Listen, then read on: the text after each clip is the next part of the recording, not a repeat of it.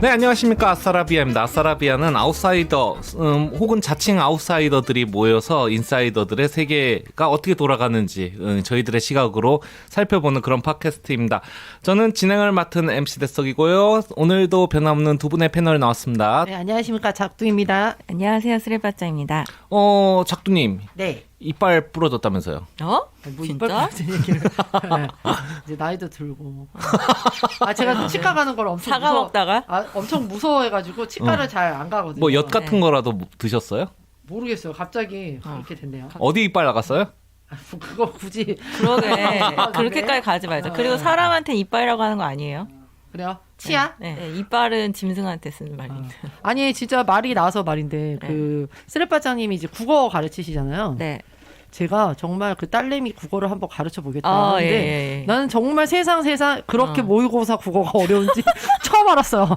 아니 지문이 일단 너무 길어서 읽다가 살짝 놓고 싶은 마음 있잖아요. 너무 힘들면은 이렇게 잡고 있던 동아줄을 살짝 놓고 꿈을 꿀까 하다가 이제 날 떨어지는 거잖아요. 약간 그런 느낌?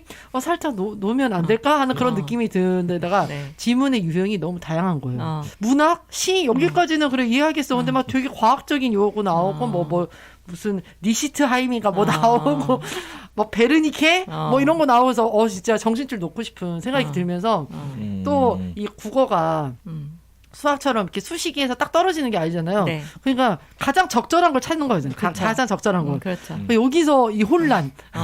도대체 이 세상에 무엇이 정답이고 무엇이 정답이 아닌가 이런 막 혼란이 들면서 나 진짜 쓰레빠짜님을 존경하게 됐어. 작두님의 이 발언을 고3들이 좋아합니다. 그래 진짜. 난 왜 애들이 돌아가서 역사적인 인물들과 몇몇 인물들을 저격하고 싶다고 죽여버리고 하는지 싶냐. 이해할 수 있게 됐어. 네. 너무 어렵더라고. 정철 죽여버리고 싶다.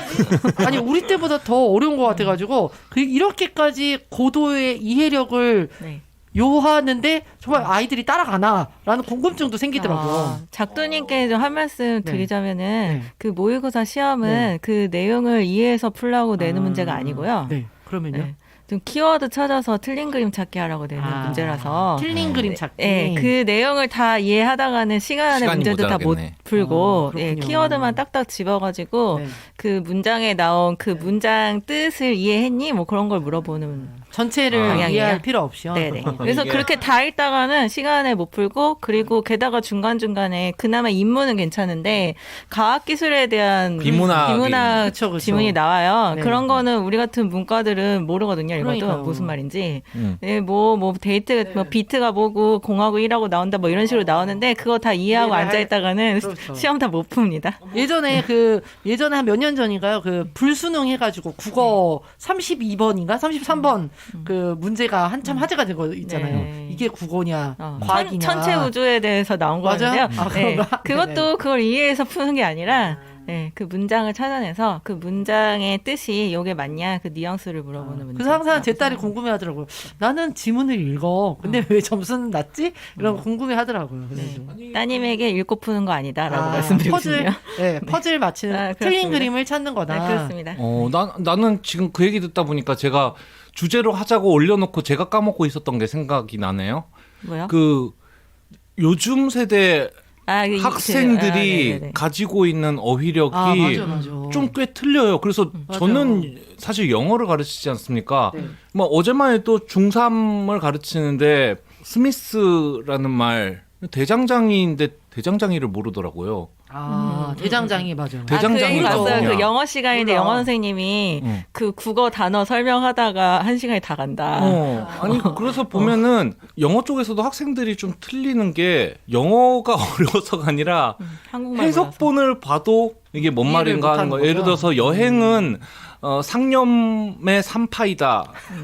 산파도 모르고 성념도 모르겠다. 몰라. 그러니까 산파. 미드와이프 산파 이제 애 낳는 거 도와주는 사람 아닙니까? 그러니까 상념을 그런 말 썼다가 바로 조회수 떨어지는데. 상념을 낳는 것을 도와주는 것이 이런 여행이란 말인데 이쯤 되면은 이제 영어는 단어는 그냥 단어 뜻 하나니까 그걸 가르쳐 주면 되지만 한국말을 설명해 주는데 좀 더 시간이 오래 걸리고 영어 선생님으로서 잘하는 사람은 비유를 잘해주는 사람, 애들이 어느 언어로 이해할 수 있게.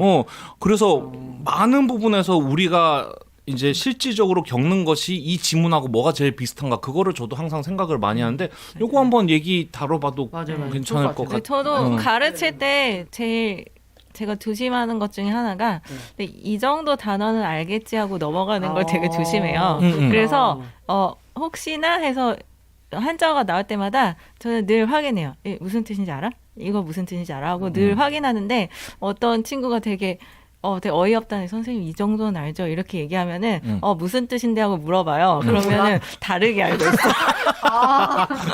그런 뜻 아닌데. 재밌겠네. 한번 다뤄보면. 아니 그래서 저는 되게 궁금했어요. 아니 아이들이 맨날 그 유튜브 보고 이제 뭐 하느라고 이제 텍스트를 읽는 힘이 되게 떨어졌다고 하는데 네. 국어 모의고사는 이렇게 어려워. 물론 이제 시험이 결국에 이해보다는 변별력의 중심이라고는 하지만 이걸 어떻게 아이들이 이게 풀까 이런 게 되게 궁금했거든요. 그렇게 나오니까 이제 1등급이 80점대. 아 그래요? 1등급이 뭐 89점, 88점이래요. 그렇군요. 90을 넘지를 않는군요. 90점 넘을 때도 있지만 넘어도 91, 92. 그렇군요. 일단 한 세 문제는 틀려도 1등급 된다고 보시면 됩니다. 아니 한번 저희가 그 MC 대성님 그거 할 때 저희 모의고사 한두 문제 요약본으로 한번 가져와 주세요. 한번 풀어보게 궁금하다. 네. 나도 모르는 게 많더라고. 네네네. 뭐 서리법, 수리법 서리법이요? 그런 게 나오던데 뭐? 서리법 몰라? 몰라. 몰라 어떻게 내가 뭐라고 할 게 아니다. 지금 쓰레빠짱이 웃고 있는데 저는 차마 못 웃고 있습니다. 너도 모르니? 나도 몰라. 그러니까 애들이 못 보는 거야. 잠깐만. 잠깐만 청취자 여러분들에게 한마디. 너도 모르잖아. 야, 정신 무시하지 마. 여기서 잠깐 아셔도 맞춤법 살짝 헷갈리셔. 서리법이에요, 수리법이에요. 서리가 설마 하늘에서 내린 설이 아니고 설의입니다. 설의. 어쨌든 한번 가져와 보시면 같이 좀 얘기하면서 하면 재밌을 것 같네요. 네, 그 MC 대석의 AS 간단히 하나 진행하겠습니다. 104회 때 저희가 독립운동가 후손대 윤서인이라고 해서 독립운동가 후손들을 대표하는 단체인 광복회가 윤서인 씨의 사실 알고 보면은 일제시대 때도 뭐 친일했던 사람들은 나름 열심히 살고 독립운동가들은 대충 살았던 게 아닌가 해가지고 이게 고소전으로 이루어졌습니다. 그 일이 일어났던 여러 가지 역사적 사실에 대한 함부로 발언을 내뱉고 거기에 대한 자극을 통해서 돈을 벌고 어떤 관심을 모으는 사람들과 또 그거에 대한 올바른 대응책 등등에 대해서 얘기했었는데 저는 이제 법적인 대응 쪽에 대해서는 좀 우려를 많이 표했던 쪽이고요. 이번에 4월 15일자로 이제 기사가 하나 났는데 교육 못 받아 박근혜를 지지했다. 광복회가 이 독립운동가 후손들을 대표한 단체입니다. 가 애국지사 후손 비하 논란이라고 일어났어요. 이게 이제 내부 사정이 어떻게 됐냐면은 대한임시정부 수립 기념식에서 대표를 하시는 분이 김원웅 씨인데 실제로 이제 고소의 당사자이기도 윤서인 씨 고소의 당사자이기도 하고요. 이분이 연설을 하고 내려오는데 같은 광복회 회원 한 명이 멱살을 잡고 막 흔들어가지고 거기에 대해서 이제 내부적으로 징계를 한다 어쩐다 이렇게 얘기가 되고 있는데 거기에 대해서 이제 이번 고소건을 진행했던 변호사 본인이 사실 독립운동가 후손이라는 것 자체가 집안이 좀 망하고 이렇기 때문에 그런 상황에서 교육을 못 받고 이러다 그렇죠. 보니까 네. 박근혜 탄핵에 대한 무효 시위에 나가기도 하고 태극기 시위에도 나가고 그러고 뭐 교육을 잘 받지 못해서 그런다라는 요지로 이제까지는 그냥 놔뒀지만 지금부터는 뭐 엄중 대응하겠다라고 얘기를 자기 페이스북에 올리고서 이제 일이 진행되고 있는 건데요. 전체적으로는 이 말 자체가 사실은 혐오 아니냐. 혐오에 대한 날선 비판을 하면서 윤서인을 고소를 했는데 사실 본인도 여기에 대해서 독립운동가 후손들이 못 배워서 그런다. 이런 혐오를 하는 게 아닌가라고 얘기를 하는 일이 일어났습니다. 네. 여러분들 생각은 어떠세요? 아니 저는 잘 몰라가지고 저도 이제 듣고 조금 좀 놀라웠던 거는 독립유공자 후손들이 태극기 부대로 활동을 하고 있는 게 그 유의미한 수치예요. 꽤 많으니까 그리고 나이가 많으신 분들이 많잖아요. 후손들 중에서도. 네네. 그래서 어느 정도 있다 정도로 알고 있습니다. 뭐 심지어 윤서인 씨 유튜브에 나와서 네. 나도 뭐 후손이지만 윤서인 씨 말이 맞는 거다 이렇게 한 뭐 광복 회원분들, 광복 회원분들도 있고 해가지고 광복회 회장이 눈에 시게 이런 분들한테 보이는 게 조금 친정부적인 혹은 이런 식의 발언들을 많이 했죠. 문재인 정부에게 힘을 실어달라라든가 이런 식의 말들을 각종 기념사 등에서 많이 해왔었거든요. 뭐 변호사는 적어도 저쪽 당, 이분 국민의힘 얘기하는 건데 그쪽은 이제 민족 반역 세력이니까 그쪽에 안 하는 게 당연히 맞지 않겠느냐라고 얘기를 하고 있는 거고 그래서 내부적인 갈등 내용이 밖으로 드러난 건데 사실 그런 거 다 차치하고서라도 제가 이제 보는 거는 그겁니다. 법적인 이제 고소라는 거 민사로 들어가지고 뭐 윤서인 본인에게 뭐 800억을 내게 한다, 80억을 내게 한다 얘기가 많이 들었잖아요. 대부분의 이제 반응들은 아유 꽃이다. 맨날 그렇게 미운 소리 하더니 드디어 벌금 많이 쳐맞고 이제 잠잠하게 되겠구나. 뭐 이게 또 안 되면 어떠냐? 그것이 다른 비슷한 너무 과격한 발언을 하는 사람들에 대한 좋은 본보기. 너희도 이제 법적인 문제에 휘말리게 된다라고 했고 광복회 변호사신 정철승 씨 같은 경우에도 실제로 계속 괴롭혀주겠다. 그러면서 윤서인 씨 본인하고 대한민국 정부를 고소를 했는데요. 이게 애초에 나는 말이 안 되는 고소라는 거지. 왜냐하면은 언어에 굉장히 우리가 듣기 싫은 수준의 독립유공자들이 그때 대충 살았던 거 아니냐라고 하지만 그걸로 몇억, 몇십억의 고소를 때릴 수 있다면은 그 사회가 더 문제가 있는 사회 아닙니까? 고소는 할 수 있죠. 고소는 할 수 있지. 근데 그 고소라는 것이 오히려 처벌이 되냐 아니냐 뭐 그런. 아니 처벌이 되냐 아니냐지만 보면은 그게 우리가 생각하는 그런 어떤 정당함, 부정당함의 얘기가 아니라 결국은 깔짝거려 놓고 고소를 하는 모양새가 더 중요한 거지. 고소의 결과보다. 그렇게 되는 거고 그 자체로 얻어지는 이익이 아니라 오히려 더 부작용이 더 크다고 보거든요. 전에 말했듯이 여기서 나가는 결론은 고소를 해가지고 앞으로 이런 발언을 못하게 하는 또 법 얘기가 나오죠. 이제 역사 왜곡 금지 죄 뭐 이런 걸 신설한다라든가 뭐 여기에 대해서 고소고발을 남발한다는 건데 이게 결코 좋은 모양새라고 보지 않거든요. 우리는 뭐 다른 사람의 너의 발언을 절대 지지하지 않지만 너가 그런 발언을 할 자유는 인정을 한다 뭐 이런 얘기를 하잖아요. 그게 이제 기본적인 어떤 특정 개인에 대한 공격으로 들어가면 당연히 고소가 들어가야 되고 그런데 어떤 싸잡아 말하는 이런 생각 없는 발언에 대해서 고소로 들어가고 이게 고소가 윤서인 본인뿐만 아니라 대한민국 정부에 같이 들어갔단 말이에요. 이거는 모양새 잡는 거거든 내가 보기엔. 결국에는 그 독립후송가들이 태극기 부대로 가서 이제 하는 거에 대해서 되게 가난하기 때문에 그렇다는 그 상대의 논리를 그대로 가져와서 적용을 했기 때문에 그런 사람들이 고소를 하고 있는 거예요. 그냥 뭐 우리는 독립운동가 후손에 대해서 윗선들이 진짜 목숨을 바쳐서 나라의 독립을 위해서 싸웠길래 기 때문에 가세는 기울고 어려운 삶을 살아오고 이런 식으로 얼마든지 얘기할 수 있는데 이게 하나의 단체로 들어가게 되면 또 이게 단체가 하나의 정치 색깔을 띈다거나 어떤 계산적인 행동을 하게 되면은 거기에 대해서는 난 똑같이 어떤 호의적인 시선을 보낼 수는 없어요. 윤서희 씨는 어떻게 돈을 벌기 위해서 그렇게 하는 거잖아요. 근데 이쪽은 돈 문제가 아니라 말 그대로 정치적인 문제고 그리고 뭐 광복회 회장이 뭐 예를 들어 이렇게 친정부적 혹은 좀 진보 성향의 정치에 많이 기울어 있다라고 하고 또 국민의힘에 대해서 반대 성향을 가지고 있다라고 하면은 저는 그거 뭐 이해할 만하다고 생각합니다.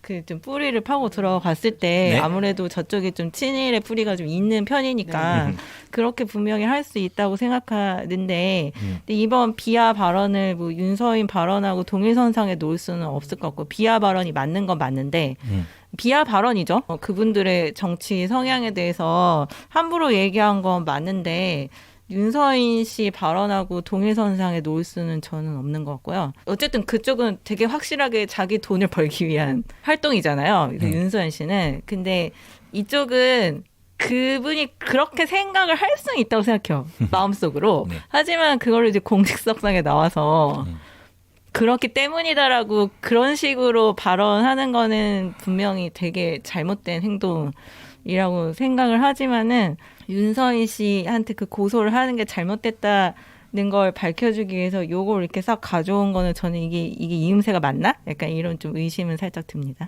다른 문제. 결이 다르다. 네, 좀 그런 것 같아요. 저는 어쨌든 뭐 그분에 대해서 잘 모르니까 그분의 이제 앞으로의 행보를 좀 또 지켜보고 또 내부에서의 또 어떤 문제가 있으면 그래서 까놓고 얘기하고. 네네네. 사실 그런 비하의 발언이 어떻게 보면은 실수일 수도 있겠지만 저는 이분 계속 봐왔어요. 실수일 수도 있겠지만 어쨌든 그 사람이 어떻게 생각하는 그 논리가 또 대변되는 지점일 수도 있다라는 생각이 들어요. 저희 아버지도 가끔씩 이제 이제 오래된 세대잖아요. 그럼 가끔씩 이제 예전에 군사 정권을 옹호하는 발언을 할 때가 있어요. 많이들 그러시죠. 그렇죠. 많이들 그러는데 저희 아버지는 저희 고모랑 저희는 이제 5.18 피해자란 말이에요. 근데 이제 아버지가 가끔씩 그런 얘기를 할 때 되게 이제 놀라가지고 아버지한테도 뭐라고 하기는 했지만 그때 한참 막 재상공하고 막 드라마가 나오고 막 이럴 시점이었거든요. 그러니까 나는 그때 되게 궁금했었어요. 그러니까 왜 우리 아버지는 5.18에 가장 직격 그 피해를 받은 가족들을 뭐 누나랑 조카를 그대로 가까이 두고 있으면서도 왜 그 군사 정권을 옹호하는 발언을 자연스럽게 내비칠까? 우리 아버지가 무식해서일 수도 있고 교육을 많이 못 받아서일 수도 있겠지만 이 사회가 그렇게 아버지에게 그런 사상을 또 계속 심어주는 건 아닌가. 그 또 세대가 공유하는 그 정서들 있잖아요. 저도 그 세대가 그런 식으로 공유하고 그런 식으로 사회화되었다고 생각을 해서 그런 분들을 이제 무식해서 그래라고 말하는 건 조금 폭력적인 것 같아요. 우리가 또 그 시대를 살지 않았고 우리는 그 어려움과 그 격동을 겪은 세대가 아니잖아요. 사실 그러니까 조금 더 냉정할 수 있는 것이고. 단면만 본 거잖아, 단면만. 그러니까 모르니까 가해자의 논리에 응하니까 무식해라는 딱 되게 1차원적인 면만 봤는데 사실 그 안에는 더 많은 것들이 있을 거란 말이에요. 그죠? 미디어가 만들어내는 이 개발주의에 되게 동의하게 만드는 것들, 그러면서 친일이라는 존재를 이렇게 삭제하게 만드는 어떤 이런 구조들이 계속 작동하기 때문에 일어나는 건데 결국에는 그거를 봐야 되는 거거든요. 우리는 가난했어, 친일들은 잘 사는데 여기서만의 이 차원에서의 논리에 머무르면 안 되는 거죠, 사실은. 진짜 이분이 광복회와 그 독립유공자 이런 분들을 위해서 이제 일을 하시고 목소리를 대변한다면 좀 더 깊이 들어가야 되죠. 왜 그러면은 그렇게 되었는지의 이런 그 과정들에 대해서 생각해봐야 되죠. 만약에 그 과정이 없다라면 앞으로도 그렇고 그 과정이 없다라면 저도 그렇게 비판할 수 있을 것 같아요. 이슈몰이해서 뭐 나중에 자기의 이름을 세워서 정치할 수도 있는 거잖아요. 그 사람이 진짜 그런 이슈몰이에 숟가락을 얻는 게 아니라면 좀 더 차원 깊은 논의로 들어가야죠. 근데 뭐 제가 어떤 항상 법이 모든 것이 아니고 사실은 어떤 뭐 혐오 발언이라든가 사회 질서를 깨트리는 어떤 행위들에 대해서 사회적인 고립 그런 행동이 누가 법적으로 제재를 받지 않아도 용납되지 않고 받아들여지지 않는 세계, 요거를 조금 더 이상적인 상향으로 보고 있는데요. 여기에 대한 얘기는 또 지나가면서 우리가 다른 소재에서 다뤄볼 수 있지 않을까 합니다.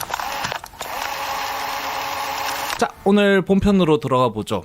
오늘은 이세계물, 빙의물이라고 불리는 최근의 서브컬처 중에 하나에 대해서 조금 다뤄볼까 하는데요.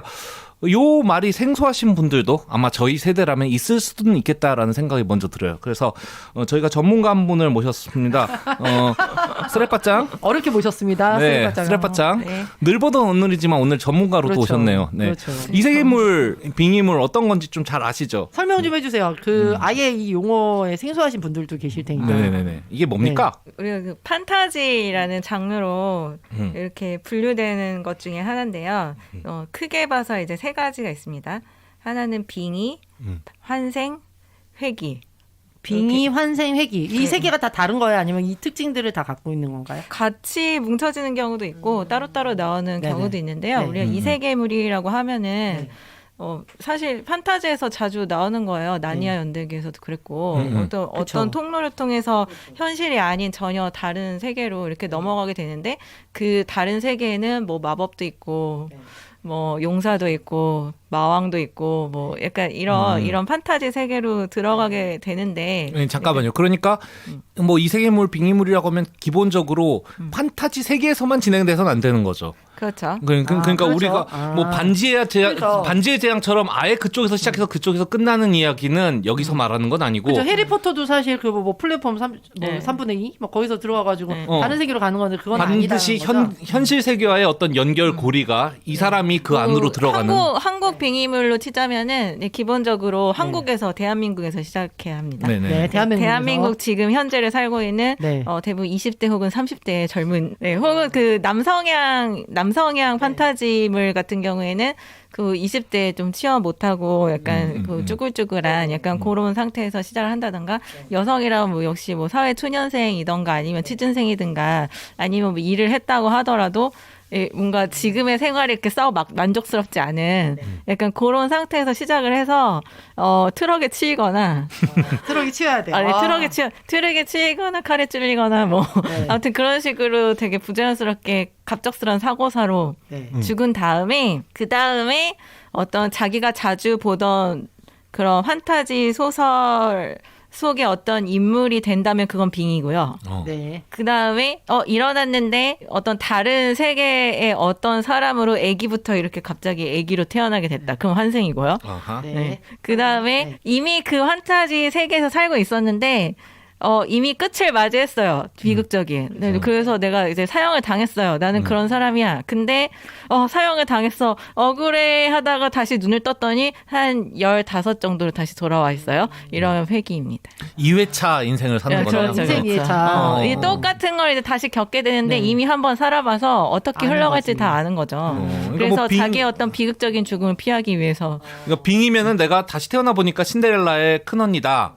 그런 거죠. 그러니까 약간 전지적 시점인 거죠. 네네네. 나이 1인칭이기도 하지만 전지적 시점. 뭔 일이 일어날지 다 아니까. 다 아니까. 다 아니까. 신의 위치에서. 그게 공통적인 특징인 거죠. 네, 내가 자주 읽던 소설 속의 어떤 인물인데 꼭 주인공은 아니고, 그 주변 인물이라던가, 네. 악역이라던가, 엑스트라라던가, 네. 약간 이런 식으로 빙의를 한다던가, 아니면 심지어 내가 쓴 소설이야. 내가 쓴 내가 쓴 소설에 소설이야. 내가 주인공이. 소설의 작가야. 근데 내가 쓴 소설 속으로 들어가 있어라던가, 혹은 내가 만든 게임이야. 그쵸. 내가 만든 게임인데 눈을 떠보니까 내가 게임 속으로 들어왔는데 나갈 수가 없네. 게임 밖으로. 약간 이런 식의 것들이 이제 빙의가 되고요. 그렇군요. 그 쓰레바자님이 얘기해 주니까 되게 간결하게 있어서 되게 깜짝 놀랐어요. 이렇게 달변을 하시고 아까 분명히 들어가기 전까지 걱정을 되게 많이 했는데 갑자기 세 가지의 특징을 얘기를 해가지고 역시 아니 전문가라는가? 그러니까 전문가. 왜 그렇게 많이 읽어요? 제가 사실 이렇게 그 판타지에 빠진 게 아니 물론 우리 옛날부터 판타지는 계속 있었잖아요. 있었죠. 그리고 저는 있었죠. 좀 기본적으로 판타지물을 되게 좋아하고 판타지 영화도 좋아하고 저 만화도 좋아하고 약간 네. 그런 성향을 가지고는 있는데 근데 요즘에 약간 이런 그런 흐름을 알게 된 지는 사실 얼마 안 됐어요. 그래서 그냥 우연히 한번 이렇게 보기 시작했는데 또 요즘 웹소설 어떤가 웹툰 어떤가 또 웹툰이 워낙 요즘 되게 재밌잖아요.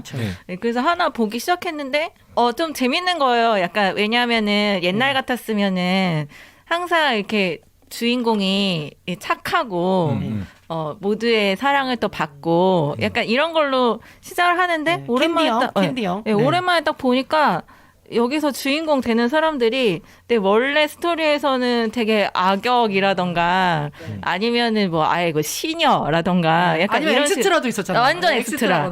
뭐 알 수 없는 약간 그런 엑스트라인데 그 사람으로 이제 빙의를 해서 그걸 이제 다른 인물로 이렇게 바꿔 나가고 또 이미 정해진 운명이 있잖아요. 그렇죠. 끝을 이미 다 알고 있단 말이에요. 그래서 다 알고 있는 상태에서 자기 운명을 바꾸려고 이렇게 노력하는 그 어떤 미션이 항상 살아남기이고 어떤 사랑하기도 아니고 살아남기. 살아남기가 미션이고 죽지 않기 위해서. 네네. 혹은 또 보통은 현실에서 이렇게 가잖아요. 그러면은 말씀대로 뭐 이생망이라고 해서 이번 생에는 망했다 해서 어떻게 해도 좋아질 수 없는 그런 현실에서 살다가 이제 판타지 그 소설의 인물로 빙의를 했더니 대부분 귀족의 영예라던가 백작가의 아들이고 이러다 보니까 내가 죽는 결론만 피한다면 잘 먹고 잘 살 수 있을 것 같은 거예요. 괜찮네. 그러네요. 진짜. 이 한치 앞도 볼 수 없는 그러니까. 현실 세계야. 영지도 있고 돈도 있고 약간 그런 거예요. 약간 그래서 되게 신선하다 재밌다 하고 읽기 시작했는데 제가 또 한번 또 빠져서 시작하면 끝을 보지 않습니까? 그래서 보다 보니까 다 똑같은 거야. 아 그럼 이젠 접었어요? 예? 아직도 보고 있긴 해요. 뭐야 그러면? 아니 근데 어쨌든 다 똑같은 거는 또 어떻게 보면 이렇게 계속 모방하고 하는 이런 어떤 이 장르물의 특질 아니겠어? 그리고 또 그 시대가 공유하는 네, 어떤 맞아요. 그거를 향유하는 사람들이 갖고 싶어하는 그 정서가 반영된 거잖아요. 그래서 조금씩 네. 조금씩 변형되고 하는데 네. 근데 알고 봤더니 이 어떤 거대한 유행의 흐름이 네. 일본에서 먼저 시작이 그 얘기 하더라고요. 2010년도? 그때 일본에서 출연했다. 이런 일본에서 얘기 먼저 하더라고요. 이제 시작이 됐는데 그 요즘도 넷플릭스에서도 많이 이제 애니메이션으로 보여주고 있는데 뭐 예를 들어서 뭐 눈을 떴더니 뭐 슬라임이 되었다. 네. 요즘 엄청나게 이 이세계물 같은 게 많던데 이제 지금 또 하락세예요. 일본 약간 같은 하락세죠. 경우는. 근데 약간 소아온이 대표적인 뭐 이세계물이라고 그 전에 할 수 무직 전생도 있었고 근데 이게 이른바 네. 살짝 뭐냐면은 우리가 보는 게 인쇄물에서부터 네. 소설도 만화도 모바일 환경에서 보는 거로 그런 바뀌었죠. 됐잖아요. 옛날에 이제 인터넷 소설 귀혼이 나오는 시절에도 그런 얘기 했는데 이제 이 스크롤을 해나가는 것과 연관이 있는 웹소설 같은 경우에는 이 읽는 흐름이 다르다고 활자로 돼 있는 것보다 책은 지그시 한 권의 책에서 우리가 어떤 서사가 결정되면 되지만 이 내리는 거는 끊임없이 할 수 없기 때문에 그 어떤 짧은 하나의 챕터 안에서 어떤 자극적인 요소가 하나 있어야 된다는 얘기거든요. 그래서 웹소설화 그리고 웹툰화 되면서 이런 쪽이 진짜 장르로 분류해도 딱 자리 잡을 만큼 예를 들어 제가 리디북스 같은 거를 한번 봤거든요. 리디북스가 뭐예요? 리디북스가 이제 보통 그런 라이트 소설이나 그런 로맨스 소설들을 주로 취급하는 그런 네. 거대 플랫폼인데요. 플랫폼인데 여기서 보면은 여기도 이제 이 세계 물 요렇게 보면은 조금 뭐랄까 장르로 분류하기 힘드니까 퓨전 판타지 이런 용어를 쓰기는 몇 개 있어요. 하더라고요. 퓨전 판타지, 그다음에 로맨스 판타지, 로판 뭐 이렇게 그냥 로맨스. 역시 뭐 우리의 역시. 전문가. 역시 그리고 남성향, 여성향, 그냥 남성향. 술술 나와 술술. 일단 그래서 이런 계열에서 이제 베스트셀러라든가 이렇게 뽑아놓은 거를 지금 사람들이 많이 읽고 있는 책이라든가 이거를 좀 봤는데 제목들이 재밌어요. 범상 길어. 제목들이 요즘에 다 아니 문장으로 그 제목으로 나오잖아요, 결론을 다 알려줘. 이미 결론은 아니까? 몇 가지 이제 알려드릴게요. 네. 백 작가의 망나니가 되었다. 네. 서브 남주가 파업하면 생기는 일. 난 그 다음 게 너무 웃겨. 문과라도 안 죄송한 이 세계로 감. 근데 그때도 이거 말씀하셨을 때 제가 얘기했던 것 같은데 내가 이걸 다 봤어. 어떡해. 뭐가 재밌어요 이 중에? 근데 백 작가의 망나니가 되었다는 그 웹툰으로도 나와 있거든요. 재밌더라고요. 아니 그래서 전지적 독자 시점. 아니 그래서 이거 문과라도 안 죄송한 이 세계로 간다는 거는 너무 재밌잖아요. 그래서 안에서 내용 설명을 봤더니요. 망해가는 출판사의 편집자 김정진은 소설 속으로 가 갑부집에 무능한 막내 아들에게 빙의한다. 직장인의 꿈, 돈 많은 백수가 되나 했더니 왜 이렇게 능력치를 높게 줬어? 백수도 못하게 이렇게 설명이 돼 있고요. 그러니까 약간 그런 식이야. 해시태그 이 세계에서 땅 투기하는 판타지. 해시태그 하는 김에 동급생 왕 되는 것도 도와줌. 해시태그 마법도 씀. 해시태그 문송 안함. 뭐 이렇게 써놨는데 지금 아까 전에 조금 정리해 주신 느낌이 좀 그대로 있는 것 같습니다. 왜 이렇게 제목 길까요? 네, 일단 그 제목에서 대충 이야기가 어떻게 흘러갈지 힌트를 다 줘야 돼요. 그 제목에서 이미 결론이 나와 있어. 뭐 예를 들어서 그 반역자를 각인시켜 버렸습니다라던가. 그다음에 뭐 금수저를 무병장수하기 뭐 이런 거 이랬잖아요. 던전에서 만남을 추구하면 안 되는 걸까? 던전에서. 자작가 차남은 이번이 인생 3회차. 이거 세 번째 돌리는 거 아니야? 이미 다 그렇게 스포를 해. 어느 정도. 제가 안 그래도 또 작은 딸이 엄청 그 웹툰하고 만화를 좋아하거든요. 그래서 얼마 전에 이제 큰 애가 뭘 만드는데 제목 좀 줘달라고 했더니 그 제목을 이렇게 줬더라고요. 뭐라고요? 2980편 공연장에서 167A석의 너를 바라보며 국어책 67쪽 6번째 문단 3번째 마디. 이거 다 제목으로 제안한 거야. 엄마의 친구 아들이 나의 동생의 친구의 사촌 동생을 그리고 공자에게 23번째 부인의 친구가 되어버렸다. 그러니까 얘도 엄청 글을 본 거죠. 엄청 많네. 그래서 물어보더라고요. 왜 이렇게 다들 이제 빙의를 많이 하는지. 그래서 저도 그 얘기를 했거든요. 우리 때도 되게 빙의 글은 항상 있었는데 지금 뭐가 있었죠. 다를까라는 궁금증이 있었는데 오늘 좀 그 궁금증이 풀리는 거 같네요. 그러니까 뭐 나니아 연대기 시절에 단순히 그런 거하고 다른 지금의 어떤 우리의 마음을 끄는 지점이 있을 거예요. 아까 보다 보니까 재밌다라고 해서 봤다지만 특히 어떤 지점이 좀 마음에 읽게 만드는 원동력이었습니까? 뭐 재밌다라기보다 그 좀 전에는 이런 판타지 이 세계로 가는 그런 구성이 어떤 이야기들은 주인공이 뜻하지 않게 다른 세계로 가게 되면은 되게 돌아오려고 엄청 노력을 하잖아요. 그렇죠. 나니아가 그래. 나니아가 돌아오려고 열심히. 일단 들어가면은 나오는 게 미션이야. 그쵸. 네버엔딩 스토리나 뭐 나니아 같은 경우도 그 세계의 문제를 해결해야 자기가 돌아올 수 있으니까. 심지어는 오즈의 마법사도 그래요. 그렇죠. 네. 그러니까 돌아와야 되거든. 뭐 네. 생각 치료도 그렇잖아요. 일단 들어가면은 무조건 나오는 게 미션이야. 그치, 그치. 나오는 게 최종 미션인데 요즘에 약간 이런 빙의글이나 회기물은 나오는 게 미션이 아니에요. 아니, 물론 그 와중에서도 이게 너무 양상이 되다 보니까 근데 오히려 주인공이 돌아오려고 노력하면 그걸 보고 신선하다라고 막 하더라고요. 예전에 클리셰가 지금은 신선한 코드가 되는 거군요. 근데 이제 여기는 봤더니 주인공들이 나올 생각이 없어요. 그리고 거기 그러네. 그 현재 이야기도 되게 짧아. 길게 얘기하고 싶지 않아. 엄청 짧아. 그냥 장면 하나 정도로 넘어가. 그냥 이생망이다 정도로. 그러고 이제 바로 일로 그냥 바로 들어오고 여기서 나올 생각이 아니라 처음에 그 당황해하고 하는 것도 되게 짧아요. 얼른 빨리 이거를 적응해서 그래서 제가 본 소설들에서 되게 많이 나왔던 장면 중에 하나가 이게 책 속이라는 거를 이게 그 자각하고 나서부터는 내가 앞으로 어떻게 되지 하고 정리해 수첩에 정리해가지고 내가 뭐를 피해야 되지 막 정리해.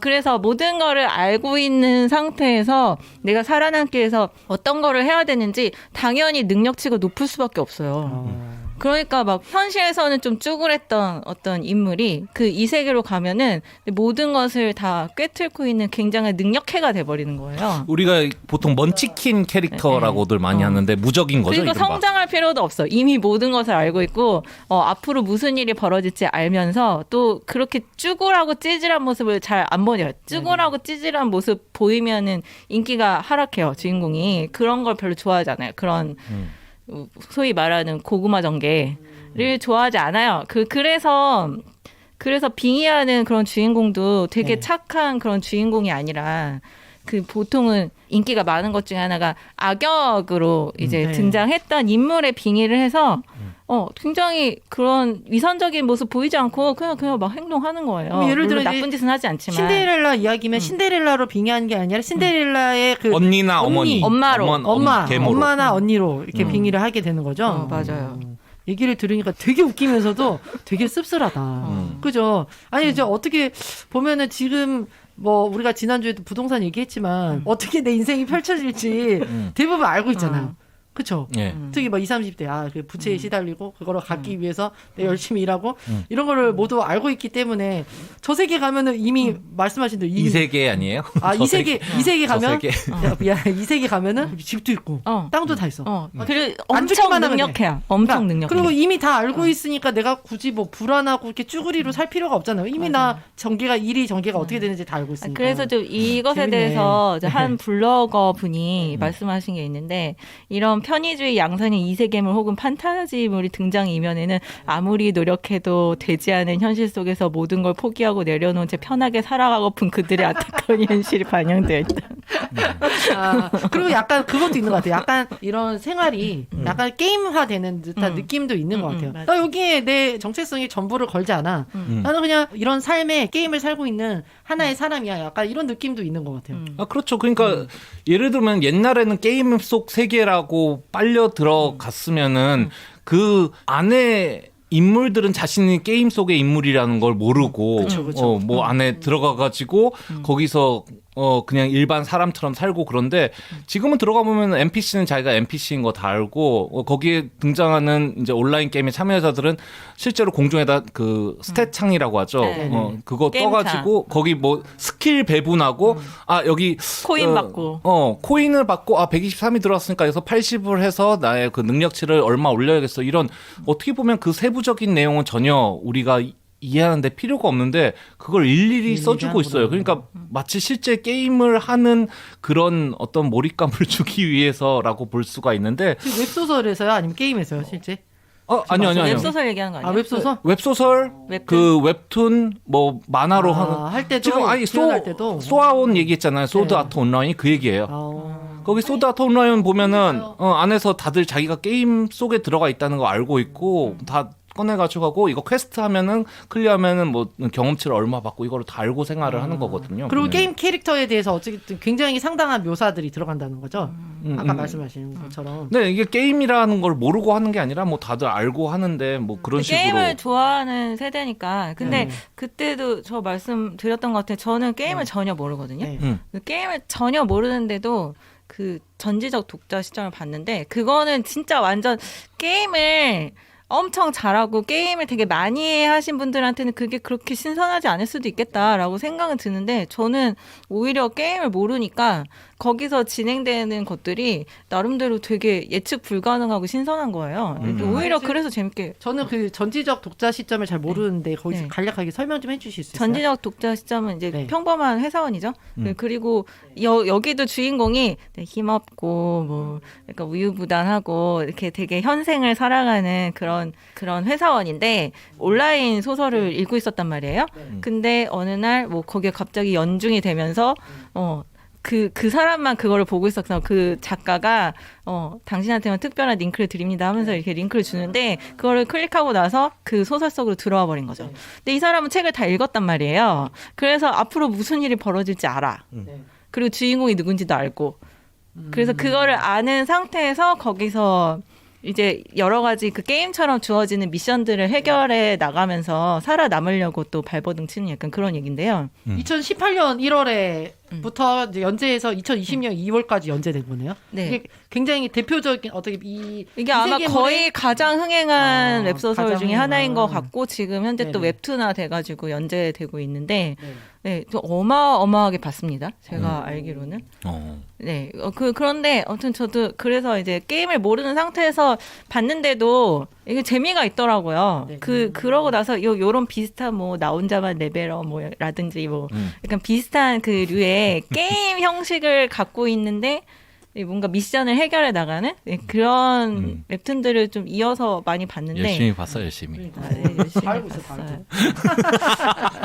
난 아까 전에 게임도 하시나 궁금해가지고 게임 아까 막 얘기를 하시길래 게임 아니 몰라. 그러니까 뭐 어떤 블로그 같은데 보면은 이제 자기가 좋아하는 이세계물 뭐 스토리랑 약간 적어서 이제 소개해 놓은 게 있는데 이런 거 보면은 아까 이제 스레빠짱이 말씀하신 게 되게 와닿아요. 예를 들어서 지금 보니까 터무니없는 스킬로 이세계 방랑 밥이라는 이제 요 이세계물 보면은 내용이 27세 평범한 셀러리맨 무코다 츠요시는 레미세헬 왕국이 벌인 용사 소환에 말려들어 이 세계로 떨어진다.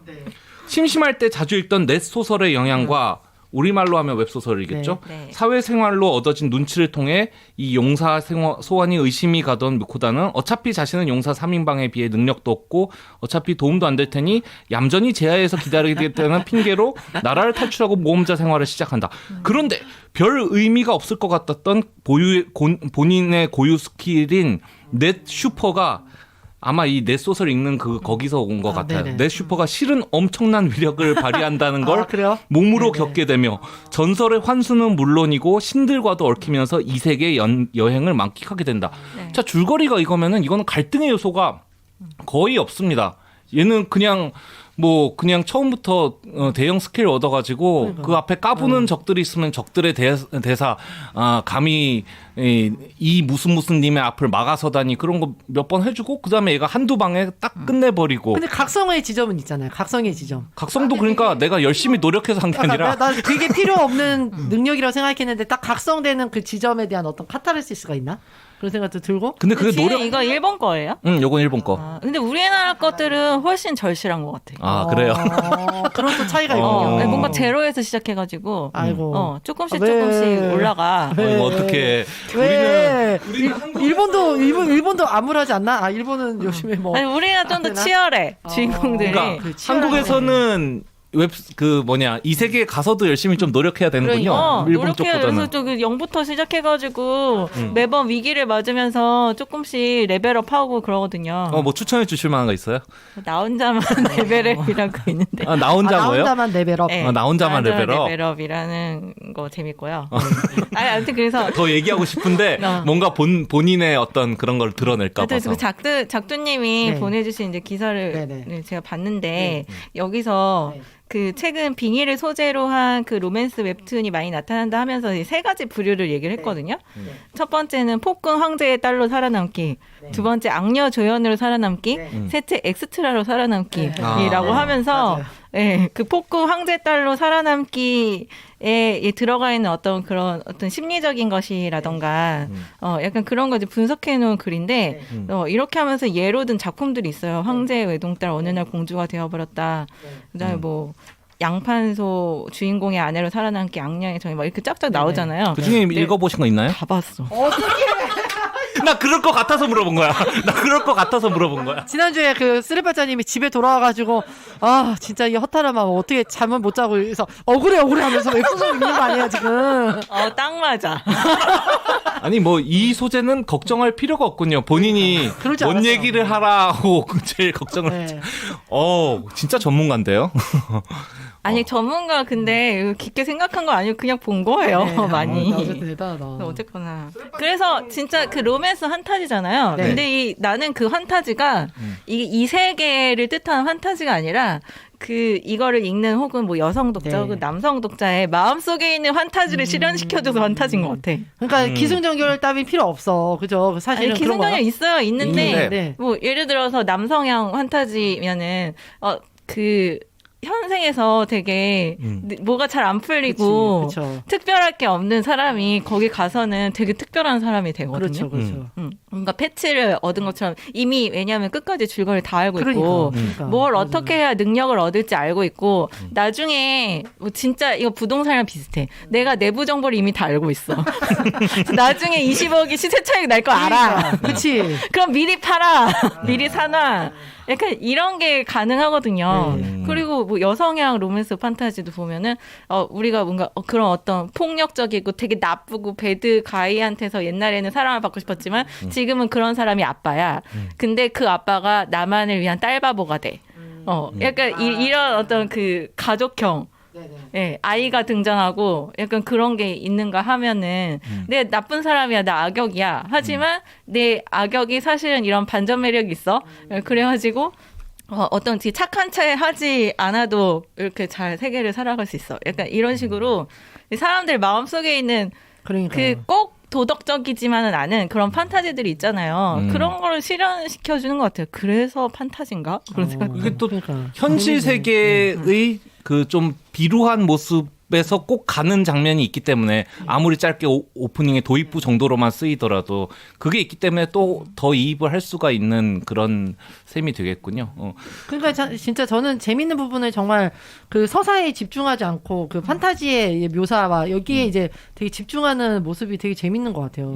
진짜 어차피 아는 내용이라는 것도 되게 흥미롭고 그죠? 그 장치 속에서 넣기는 넣는데 그거는 뭐 그게 큰 차이를 하지 않는 거 아니에요, 그죠? 근데 서사에 네. 집중하지 않는다는 건 좀 네. 동의하기 어려운 게 네. 예를 들어 이야기를 다 알고 있다고 해도 이미 들어가서 개입하는 순간 또 다른 또 네. 다른 이야기가 펼쳐지거든요. 그래서 서사적으로는 충분히 이 뭔가 줄거리는 있는데 다만 예전처럼 뭐 이렇게 뭔가 어떤 일을 계기로 뭐 성장한다던가 그런 게 아니라 예. 성장 따위는 없어. 그냥 이미 능력이 있어. 얘는 이미 좋은 점을 많이 가지고 있는 애야. 약간 그런 게 좀 다른 점인 것 같고 그리고 돌아오려 하지 않는다는 거. 그러니까 이걸 읽으면 일단 비극적인 결말을 예측하면서 갈 수는 없겠네요. 그거를 피하려고 이렇게 그쵸. 고군분투하는데 그것도 되게 머리 좋게 지혜롭게 잘 고군분투를 하니까 그런 거를 좀 응원하게 되는 거고 그리고 제가 본 대부분의 그런 판타지 소설 그 댓글을 보면은 어떤 그 주인공들에 대한 주접 댓글들이 엄청 많거든요. 네네 과도하게 칭찬하는 댓글이죠. 이미 언니는 내 인생을 훔쳤어라든가 뭐 약간 이런 식으로 이미 그 주인공에 대한 약간 이런 게 있거든요. 그러니까 좀 못난 주인공을 용납하지 않는. 현실을 못 났더라도 외모부터 싹 다 바뀔 수 있지 않을까요? 그렇죠. 네. 어때요? 이게 기본적으로는 우리나라에서는 웹소설이라든가 웹툰의 형태로 많이 이제 전파가 되고 있기 때문에 연재물의 경우에는 특히 댓글을 많이 달지 않습니까? 그래서 저도 사실 댓글 물어보려고 했는데 독자들이 그 어떻게 되게 해주세요 이런 식으로 드라마 결말 뭐 작가한테 부탁하듯이 작가한테 부탁하는 지점들이 있나요? 무슨 남주가 뭐 하게 해주세요라든가 이런 거. 없을 것 같은데. 잘 없어요. 아 그거는 잘 없다. 네. 그냥 주점만. 주접 아니면은 그치. 네 거의 주접이거나 뭐 작가님한테 뭐 적게 일하고 많이 버세요라든가 적게 일하고 많이 버세요. 너무 좋아. 그리고 뭐 작가님 손목 보호 뭐 라던가 약간 그런거나 아니면 뭐 마음에 들지 않는다라고 하면 특히나 그 그림풍이나 이런 게 마음에 들지 않을 때.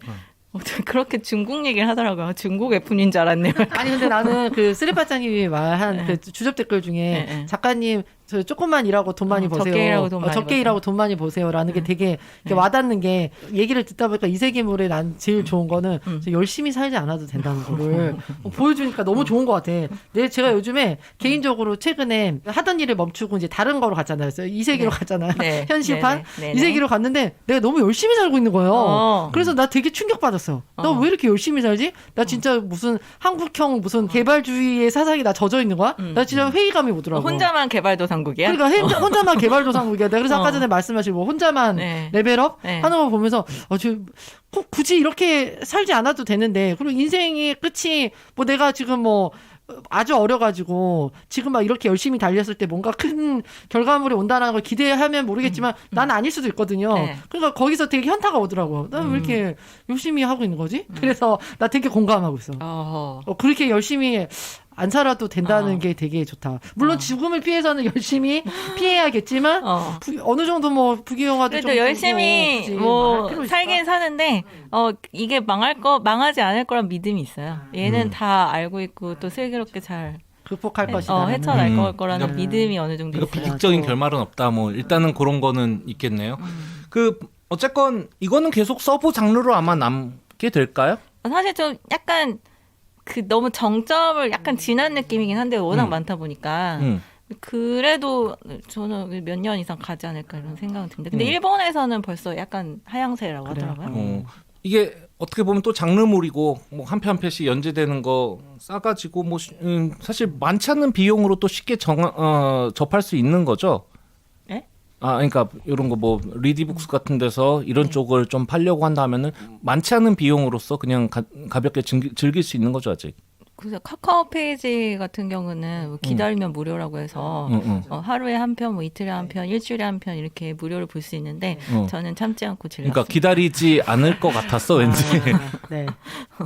그러다가는 월급 루팡이 될 수 있으니까 순식간에 돈이 확 나갈 수 있으니까 여러분은 좀 기다리시길. 어때요? 한 달에 그 퓨전 판타지라든가 로맨틱 판타지 쪽에 쓰는 돈이 어느 정도 된 것 같아요? 이거 한참 볼 때는 진짜 많이 썼는데 진짜 많이가 얼마야?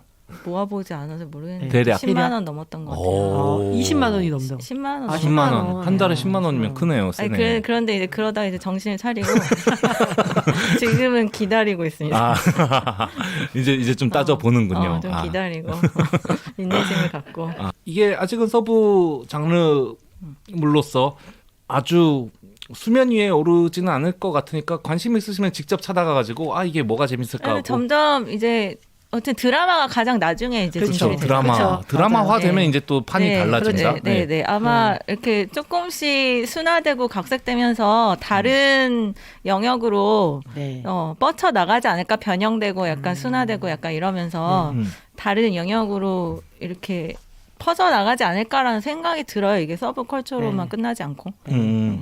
여러분들도 관심이 있으시면은 그러한 것들 직접 한번 찾아가셔서 한번 또 읽어보시고 주접 댓글도 한번 직접 달아보시고 그러면서 이런 또 새로운 문화의 흐름에 한번 스스로 동참을 해보시는 것도 괜찮지 않을까. 그렇지 않습니까? 뭔가 유행되고 있는 거 있으면은 뭐가 지나갔는지는 저희도 알아야 되지 않겠어요? 한 번씩 도전해보셔도 괜찮을 것 같습니다. 뭐 1화, 2화 같은 경우는 또 무료로 공개되는 경우도 굉장히 많으니까요.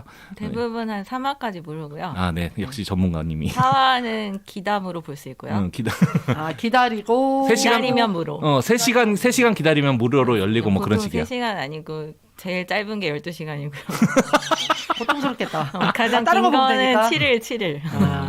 네. 오늘 쓰레빠짱님한테 끝까지, 기대 예. 간 것 같아요, 정말. 네, 그 정말 기대 갔네요. 감사합니다, 여러분. 아이고, 전문가님을 잘 전문가님이 모셨어요. 있어가지고 그죠? 잘 모셨어요. 자꾸 내 오타쿠력 발휘하게 만들지 마요. 아니 지금 또 올라와 있으신 여기 작가님들 베스트셀러 작가님들 중에서 한번 또 모셔가지고 아, 진짜요? 이런 어떻게 모셔? 아니 모르겠어. 있어요? 아니 몰라. 근데 어쨌건 모셔올 수 있으면은 또 우리 쓰레반장님하고 붙여놓으면 아주 재밌지 않을까 하는 생각만 한번 해봅니다. 네. 아싸라비아 오늘은 그 이생인물, 빙의물 등등으로 대표되는 새로운 판타지 웹소설 웹툰의 어떤 흐름에 대해서 한번 얘기를 나눠보았고요. 네. 저희는 아싸라비아 그리고 오늘은 전문가님이신 쓰레빠짱과 함께했습니다. 다음 시간에 또 더 재미있는 이야기로 만나 뵙도록 하겠습니다. 저희는 지금까지 아싸라비아였습니다. 감사합니다. 감사합니다. 흔하지 않은 초대석인데 오늘.